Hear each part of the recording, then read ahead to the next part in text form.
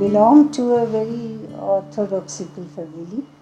They were orthodox in many ways, so I didn't have opportunities for like boys to run away and do anything they wanted to. For me, there were so many do's and don'ts I had to face being a girl. But anyway, I was very much impressed by what my father gave me. I didn't think of anything else, any other career to choose. I knew that I'm going to become a doctor ultimately.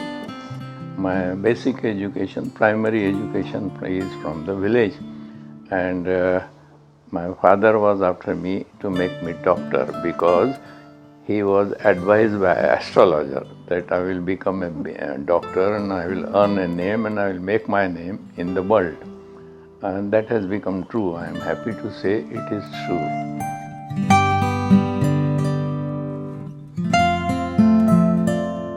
Becoming a doctor was not difficult for me, but being a girl, of course, was difficult in a family belonging to a small place. But anyway, those were small hassles. Probably they left a good impression on me, and I grew up to understand the society and understand the people very well.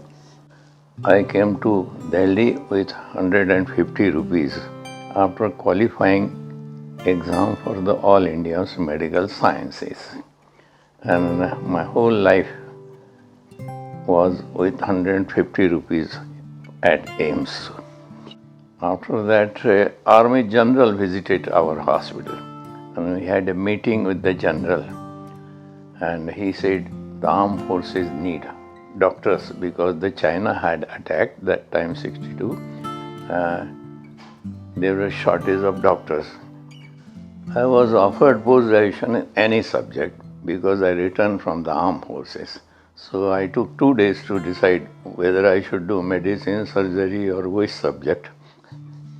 And then after 2 days with great struggle, I decided that I will go pediatrics because I thought children never complained of anything and they are happy to be with the doctors. I was doing post-graduation and my mother was very much against it. She was so much angry that I am doing post-graduation that once when I asked her some money to publish my thesis, she said, "फालतू काम के लिए मेरे पास पैसे नहीं हैं." So I cried that day. I was sitting in my office and crying, and one of my teachers came and he said, "What happened? आंसू क्यों बहा रही हो?"